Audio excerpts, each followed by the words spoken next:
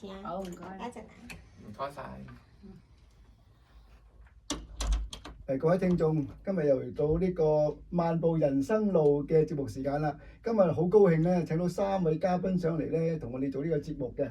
分別咧就係 Angel 余秀鳳小姐，咁仲有中間呢位咧就係阿 Ken 吳兆添先生。Yes。咁啊，另外一邊咧就係阿標青啊，陳惠標先生。咁啊，標青個名真係改得好好喎嚇。其實咧就大家標青喎你，唔好誤會，因為有啲人覺得哇，點解我姓陳改個名叫做阿標咧，英文名叫阿標咧？其實原因唔係因為我覺得自己標青，我一啲都唔標青，但係咧我個中文名係有個標字嘅，咁所以咧我係對應翻我個中文名，咁啊容易啲。不過我呢個名好貼切喎，即係我嚟講啦，我覺得你真係好標青，你出眾添喎，真係。你過獎啫，係啊，唔係㗎，絕對唔係㗎。咁啊，今日我請嗰3位上嚟咧，就有個目的嘅。呢3位咧都係我哋中文音樂劇《時光倒流50年》嘅成員，男女主角同埋我哋嘅電子琴手，咁啊幾位都係音樂人，咁啊一陣間咧我哋會即場表演音樂㗎嘛，咁啊大家千祈唔好錯過啦。好，事不宜遲，首先同阿 Angel 余秀鳳小姐傾下先。係。你係幾多年嚟移民澳洲嘅咧？我係1985年移民過嚟澳洲。哦，咁點解選擇澳洲啊？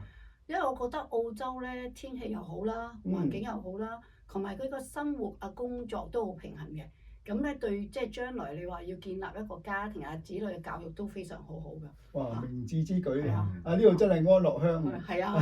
同全世界比較，而家局勢立立亂，但係因為澳洲咧獨處南半球，哇！即係我哋都非常嘅穩定，好穩陣，好安全啊！嗱，咁你嚟到澳洲有冇做嘢㗎？有，我一嚟到澳洲幾個月後，我就入咗一個政府部門做，係政府個財政部。咁我哋係做呢個財政預算嘅，每年嘅6月我哋會出一個財政預算書嘅。係省嘅定係聯邦？係 New South Wales。即係省嘅，係啊。即係我哋就嚟出啦，呢個5月份係啊，我哋呢個時候就會好忙嘅政府部門，係啊。咁呢個係政府工係金飯碗係咪？係啊，金飯碗嚟㗎。咁你覺得你打政府工咧，同出邊私人機構有咩比較？譬如待遇啊、福利咁樣。講真，待遇咧就可能會比私人機構唔係咁高，但係咧個福利就非常之好啦。係啊，即係假期又多啦，即係好多嘢都有福利嘅，其實。即係病假乜嘢都會多過私人機構多啲嘅。咁你做咗幾多年啊？哇，38年啊！有冇升過級？我做咗好多唔同嘅部門啦，都有升級，係啊。咁你有冇覺得即係譬如話華人喺即係政府部門會唔會有啲蝕底嘅？即係會唔會有啲種族歧視啊？升級慢啲啊？都唔會嘅，其實都公道嘅，都好公道嘅。即係論資排輩咁樣啊，即係工作表現咁樣。係啦，佢睇工作表現嘅，係啊。咁我知道咧，你係一個伊士活高齡華人友誼會嘅副主席。其實我就好驚奇，喂，你夠唔夠稱？你入得高齡嘅，你都知道大概幾歲啦。但係你真係喎，俾我哋今日其實我哋幾位嘉賓咧，真係俾啲年齡呃咗嘅，真係。係啊。你睇佢嘅年齡，個個都係18、22咁嘅。係啊，你睇標哥阿 Ken 哥。阿 Ken 哥就冇得講啦，佢有咩叫凍齡男歌手啊嘛，佢成日都18歲。係。18對咯。真係浪不虛名。係啊。嗱咁啊，你第一次幫我哋做話劇，你會唔會有啲緊張啊？其實我以前我係做開話劇啦，今次係舞台劇對我嚟講係一個挑戰嘅，真係挑戰，因為舞台劇始終同話劇有少少唔同，係啊，咁就即係對我嚟講都好好，即係有個機會俾我做咯，即係做呢個女主角啦，尤其是多謝你哋啦嚇，俾個機會我做女主角啦嚇。女一喎，而家仲有個英俊小生喺度添啊嘛，有個靚仔男主角。哇！益咗你係嘛？定益咗佢啊？我都唔知喎，真係。益咗我。係，唔係都係益咗我嘅。好啦，咁啊同阿 Ken 講啊嗱，你就我知道你以前咧就係喺呢個美容界啦，髮型嘅，咁跟住咧就走入地產界，而家咧走埋嚟話劇界，冇錯。哇！咁你撈晒啊！其實接咗啲話劇開頭都幾揣測自己做唔做到咧，即係我從來冇試過做話劇，唱歌就經常喺台上啦，經常都會有。其實呢啲感覺咧，我都有思考過你話訪問關於呢個舞台劇嘅感受啊嘛，咁感受嚟講好似好戰鬥嘅，好驚嘅，有啲驚嘅。其實即係要坐你話事計，練熟啲台詞啊咁，即係等於唱歌我哋要背歌詞㗎嘛，一定係一樣道理。咁我而家喺度咪緊嘅劇本㗎啦已經。咁呢一個對我嚟講咧一個好大嘅挑戰，又唱下歌啦，當然而家會唱歌嘅部分啦，亦都有演話劇嘅部分。咁啊呢個女主角啦，靚女主角啦 ，Angel 喎，我個黑面啊，大家。多謝。咁呢樣嘢係一挑戰咧，仲緊張過開個大單買個豪宅嘅，買個豪宅都冇咁緊張。我哋個個對你好有信心啦，你係駕輕就熟啦。所以其實我最有深印象咧，就係我一俾個劇本阿 Ken 咧，佢就已經幫我哋排晒4幕嘅場景。哇！真令我好驚訝，點能夠咁犀利啦？你又未做過話劇㗎嘛？但係你真係憑空想像就知道我應該點做。應該有個 run down 即係次序啦，即係好 draft 嘅，即係好表面嘅啫。如果有個好過你喺 WhatsApp 嗰度啲字咧好難睇嘅。咁如果 draft 咗出嚟，大家喺個 email 睇咧就大張啲，一來又可以咁啊，即係大家會一目了然多啲咯。咁你哋即係話做話劇係要好投入㗎，係咪啊兩位？嗱咁你哋做對情侶喎係嘛？冇錯。咁你哋點樣培養感情啊？真係。咁我同 Angel 都識咗一段時間嘅，你其實都我係佢忠實小影迷。咁我唱歌嘅年代嗰陣時，佢喺台下喺度跳舞㗎嘛嗰陣時，佢未做副會長啊嗰陣時，未做副會長，純粹係我小粉絲嚟㗎。咁即係做話劇，即係要代入個角色啦，要感情。咁我都係啦，應該係多啲打情罵俏嘅感覺嘅。咁喺劇本同我嗰日呢2日啦，我已經喺度咪緊啦嚇。早又讀一次，夜又讀一次，中間又讀一次。咁有啲位咧，可以同 Angel 商量下，可以加插少少，即係嗲聲嗲氣啲啊，入戲啲啊，嗰啲感覺，大家再商量，大家稍後再。戲假情真先。最緊要係嘛？抽離啊！抽離角色啊！抽離角色。係啊！如果唔係抽離。嗱，咁啊同阿標青先生係好，其實我就好佩服呢位仁兄，佢真係溫文爾雅，係一個音樂人，但係佢少怕醜，有少少。好怕醜，非常怕醜。係啊，但係咧嗱，你就好似喺好多地方都留過學係咪啊？係啊，我其實16歲嘅時候咧就由香港去咗英國留學，咁之後咧就轉接去咗紐西蘭繼續上大學嘅。咁所以我留學過好多個地方嘅，包括香港，我都喺香港讀過呢個碩士，喺澳洲後來咯移民過嚟澳洲咧都讀過碩士。咁其實我主要嘅工作喺香港，喺香港。我紐西蘭翻到香港之後做咗10幾年，跟住我就永久過咗嚟澳洲定居。喂，都係緣分喎！嗱，你去過咁多地方，但係最後選擇都喺澳洲落腳。咁啊，真係我哋認識到阿標咧，都係一種緣分。大家都係拜你所賜啦。係啊，所以其實今次我哋請到阿標加盟我哋呢個歡樂話劇團咧，真係我哋真係心慶得人，真係最佳人選啊！唔係大家互相鼓勵啫。係，咁唔係㗎，真係你喺我哋個劇團咧起嘅作用好大嘅，所以其實真係我哋係今次我哋係鑽石陣容啊，知唔知啊？冇錯。其實你大家知唔知道我哋今次玩呢個中文音樂劇有咩宗旨或者目的？你哋知唔知？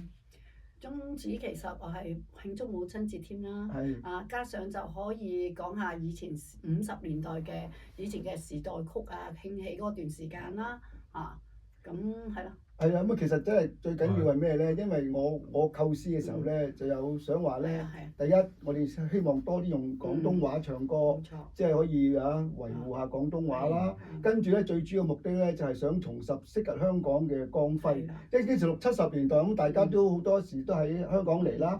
嗰陣時香港樂壇真係百花齊放。即係非常咁蓬勃嘅，啲歌曲咧，我諗個個都朗朗上口嘅，識唱。但係而家咧，我少少失望，即係而今嗰個樂壇咧，似乎你無論係作曲、填詞、歌星，唔知係咪我係老咗都唔定，或者我係即係 out 啦。但係我覺得以前啲歌係真係好聽過而家呢啲。係啊。係嘛？你哋有冇咁嘅感想？阿 Ken，你就係歌唱發燒友啦。咁我啊覺得而家啲歌咧係比較上係冇咁經典，因為以前嘅畫面咧，嗱坦白講喺嗰個年代60、70、80、90年代嘅時間咧，網絡世界係冇嘅。咁啲人個個都係注晒喺電視劇啊，或者所有嘢咧都係睇主題曲啊，或者啲歌星出唱片啊，喺電台收音機扭出嚟聽㗎嘛，嗰陣時係嘛播歌嘅流行榜咪龍虎榜咁啊，啲人就好 focus， 即係好着重嗰啲咁嘅傳媒咧聽呢啲歌，所以集中咗火力咧，個個都聽電視啦、收音機啦，咁播出嚟嘅有咩龍虎榜啊，有咩頒獎典禮啊，嗰陣時就好瘋狂噶嘛，嗰個踎咗喺電視睇，有機會買飛入去睇就最好添係嘛？一係就睇演唱會，咁變咗啲人咧，肯定咧就係着重咗個崇拜咗個歌手多啲，有偶像啦嘛，或者實力派羅文啊、甄妮啊嗰啲啊，即係變咗係實力派多啲啦，咁變咗又捧嗰啲實力派都係偶像派啊，都係我中意阿羅文喎，我中意阿邊個啊，阿葉麗儀喎，即係嗰個年代係中意睇呢啲嘢，而家。目前呢刻比較咧就話全部都網絡世界啦，咁啲歌咧你冇乜喺，尤其是喺雪梨市咧，即係澳洲啦，都唔係話好多電台嘅傳媒即係會播啲時下流行嘅歌曲，我哋都係播翻啲經典。就算我做我節目，我都係做翻唱翻啲經典啊，或者播下中年好聲音啊，即係唱翻啲經典。咁但係你睇翻中年好聲音嘅時間咧，而家嗰啲歲數嘅人係後生咗啲啦，35到40歲到嘅啫。其實唱啲歌咧，我都唔好熟悉㗎啦。佢哋參賽歌曲我講緊，咁變咗咧，所以變咗有啲歌我哋聽到咧唔熟啊，即係入唔到腦啊嘛。以前係入到嘅，電台播、電視又播，咁你咪去到邊度街市好邊度好，哇！周街都係隨住嚟播，咁變咗入晒腦，最主要入晒腦。即係嗰陣時因為咧，啲電視劇都幫助好大嘅。好大。譬如話你喺屋村住，你知啦，逢係到即係黃金時段咧，播啲電視劇啲主題曲咧，就衝街度播。係啊。個個差唔多都好似送飯㗎嚟。係啊。咁啊個個識㗎嘛。電視送飯咯。係啦。即係入腦啲咯，即係你深入民心啦嘛。即係電視送飯就深入民心，民心就變咗會係，即係你會入晒腦，咁啊變咗係一個經典。聽嚟聽去都係懷緬過去，想陶醉，一半樂事，一半令人流淚啊嘛。真係流淚，係嘛？即係呢啲歌就係咁樣延續下去。而家我哋做翻啲舞台劇，你都話咗係承傳咗廣東歌嘅一個里程，繼續落去。而家好多歌唱比賽，目前呢刻所有都係講緊係粵語流行歌曲嘅參賽啊嚇，係越唱越強啊，越唱越好聽啊，粵語個粵嘅用個粵語個粵喎，咁變咗佢哋都希望傳承咗廣東歌，延續下去咁解。咁啊，Bill啊，你都係音樂人啦，嗰陣時即係我諗你喺香港嘅對樂壇都有少少貢獻啦，係咪？我知道下嘅嘢。微不足道嘅。係啊，咁你就會係改編啲歌曲係咪？係啊，以前其實我好中意作曲㗎，細個嘅時候。我已經細個已經係作啲歌，跟住用嗰個好簡單嘅電子琴咧，就錄落個錄音帶度，跟住自己攞上個唱片公司啊咁樣嘅。即係做 demo 咁俾人。係啊 demo 嚟㗎，咁啊就好笑㗎。有一次我就係攞餅卡式帶去，我唔記得咗係邊一間華星定邊間咁樣攞，好細個嗰陣時10零歲嘅啫。咁啊錄咗一首歌攞上去，跟住咧就嗰個人聽，即係嗰個人聽完之後就問我你想俾邊個歌星唱咧咁？咁我就同佢講話我想俾張國榮唱。但係我唔知道張國榮都唔係佢公司嘅。華星啊，一定係啦，初初入去嗰陣時係華星㗎，張國榮。但係我去嗰個時間，我唔 sure 啦，我已經唔 sure 係邊一間啦。咁但係就當然啦，咁即係好似即係講錯咗。咁啊，後來即係都冇消息。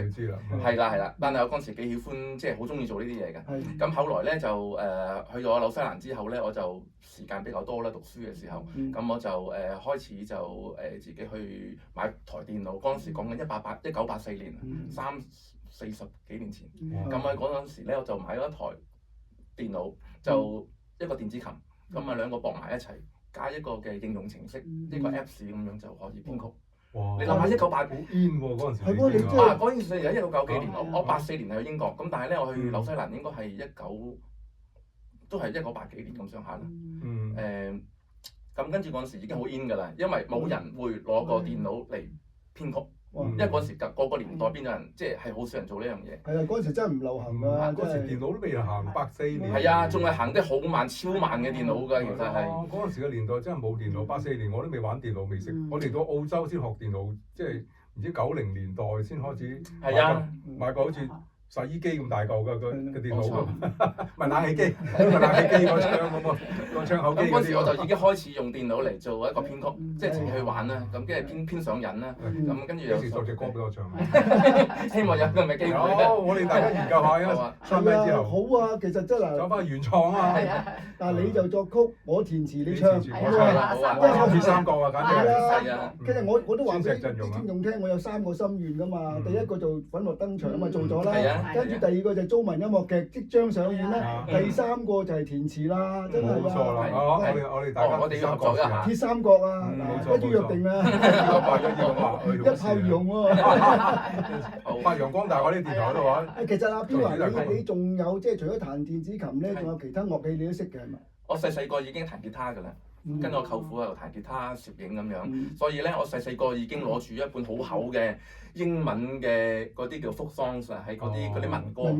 Peter Paul and Mary 嗰啲。係啦，冇錯，第一首嘅學 Today 嘅咧嗰陣時。Today 咁啊有彈吉他嘅，咁後來我真係接觸到你下吉他練下歌。好啊，我唔識彈，不過我中意有時啲 folk song 我都好玩嘅，好玩嘅。我哋嗰陣時好勁㗎，我哋後生12、10時嘅時候咧，揸咗個吉他。巴別橋哇！啲女仔啊，真係用到埋嘅啊！你講得冇錯，嗰時我用到埋嘅。我高中嘅時候咧，仲喺香港咧，我真係㗎彈吉他，咁啊好多人就揾我去嗰啲叫做每一年都有嗰個唱歌比賽㗎嘛。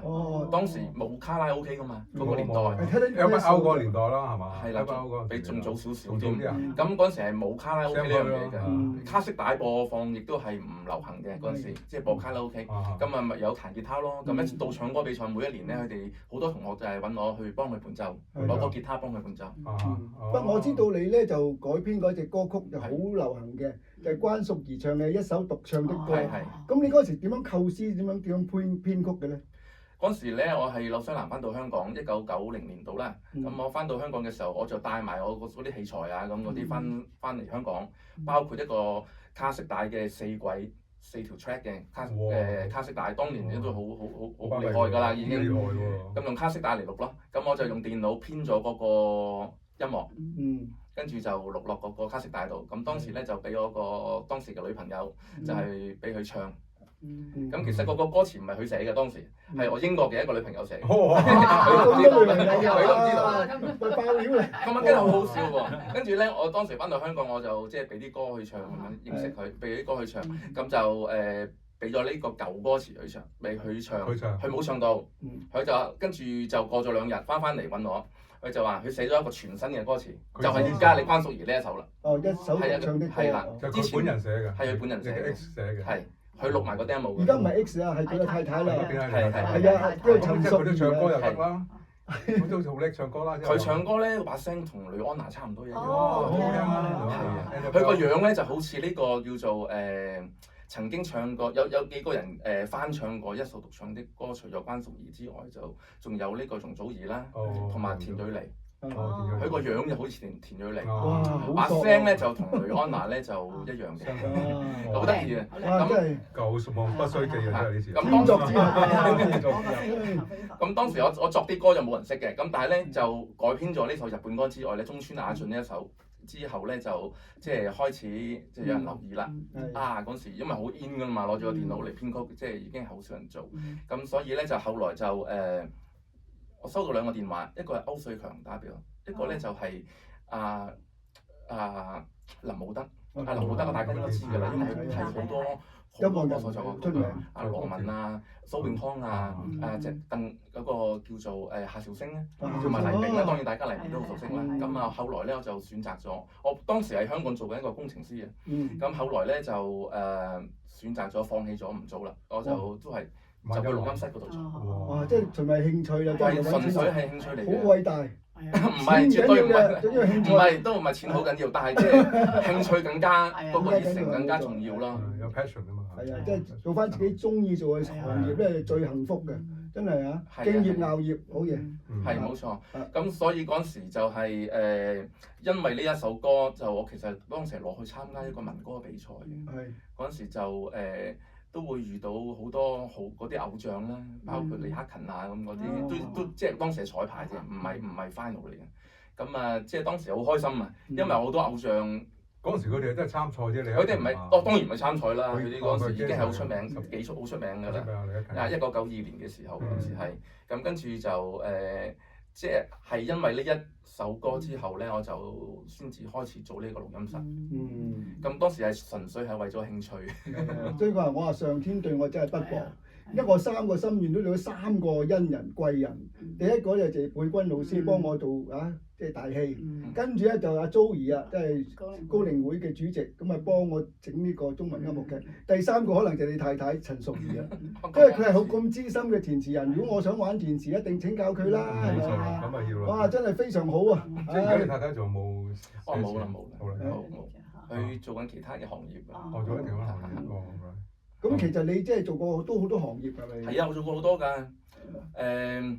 我後來做完錄音室之後咧，我就都係轉型做翻呢個 IT 有翻係。當時即係電腦比較興起咧，咁所以我就做過香港電訊啊。因為當時候咧，佢哋要做一個好大嘅展覽館喺香港，喺鰂魚涌嘅新 office 嗰度，係3層嘅展覽館。咁你都當時需要揾人去做呢個安排，同呢個英國嘅一間公司去做好多啲電腦啊嗰啲叫展覽品嘅設計啊。咁嗰啲就當時我就入咗去做咯。咁其實佢做之前係好衰㗎，又去咗另一間公司嘅就係 Sony 香港嘅headquarter 喺亞洲嘅 headquarter 喺金鐘嘅。咁當時有2間公司同時間咧就請咗我咧就走咗去 Sony 做咗1個月之後咧，我就過咗去香港電訊。咁即係當時因為當時揾工係比較容易嘅，到嗰個年代，因為香港係好需要好多人去人才去做 IT 冒起嘅時候，啱啱冒起咯嗰陣時就嗰陣時就最需要呢啲 IT 人才。係啊，不過即係個心啊，最中意都係當然係玩音樂嘅。不過我諗你即係個人都好有上進心，即係從事唔同嘅行業，每個行業咧都學到啲嘢翻嚟。我純粹係想體驗嘅啫。係咯，咁咪好咯，即係變咗嗱，人就應該咁嘅，有求知，樣都試下，睇下邊樣最適合自己，係咪啊？係。咁但係我就太多興趣啦，可能。係咯。所以咧就火麒麟就唔會黐住一樣嘢做太耐嘅時間。但係我就覺得唔係話即係火麒麟，係佢係多才多藝。佢真係好 talented，真係好有天賦。佢邊樣嘢都咁成功嗰度好嘢啊嘛，所以話真係呢個係好多得嘅人才。我哋真係我唔係，我純粹都係用嗰個熱誠嚟令到自己去創造，因為我係一個創造性嘅人咯。好啱，係啊。咁所以你話如果要做一個朝九晚五嘅工作，就可能唔適合我啦。咁但係如果你要一個創造一個去諗啲 idea 或者係去製造一啲新嘅嘢出嚟咧，我就會去做嘅，因為我喜歡做嘅嘢我就會去做。即係好過舉個例子，我以前係好中意打桌球嘅，即係桌球大廳，你知喺香港打桌球。反而我過到嚟澳洲之後咧，因為我當時候喺大學做過2年之後咧，因為太過悶咧，我就終於自己去開發一啲軟件。咁其中一個軟件咧就係我同呢個蘇格蘭嘅女球證。去做咗一個嘅分牌計分程式，咁呢個程式咧就後來有好多個國家都用緊嘅。咁呢個女球證咧講翻嚟咧，呢個女球證係好犀利啦！1996年咧，佢咧就已經係喺世界錦標賽桌球嘅世界錦標賽嘅世界第1個女球證，因為以前大家印象中咧。打桌球嘅咧，全部都係嗰啲男人啦，球證都係男人嘅，有個阿伯就可能喺度執波啊、計分，但係比較悶啊嘛，我哋睇桌球嘅，咁所以喺英國嗰陣時咧就開始引用呢個女球證啦。咁而呢個世界第1個能夠入到錦標賽做呢個總決賽嘅女球證就係我呢個嘅英國嘅朋友，佢係蘇格蘭人嚟嘅。因為呢女球證好靚啊嘛，咁當時啲人睇咗，哇！又即刻就眼前一亮。因為睇桌球賽係其實幾悶嘅，但係當你有一個女球證喺度幫你計分執波咁樣，我就即係睇中咗佢呢一個嘅身份，我覺得幾好喎佢呢個，即係我好欣賞佢，咁所以咧我就透過我嘅一啲客戶咧就聯絡上佢，佢就幫我咧就做咗好多嘢，包括咧佢用佢個聲音咧嚟錄咗嗰啲嘅分數，可以喺嗰個程式入邊咧用佢把聲講埋個分數出嚟。係啊，非常嘅高明嘅佢。但係而家我哋要出廣告啦，廣告之前咧，我想播翻頭先我所講嘅歌，一首獨唱的歌，關淑怡嘅名曲，就係阿彪哥改編，就佢太太陳淑儀填詞嘅。咁聽完之後咧，我哋繼續傾好冇？好。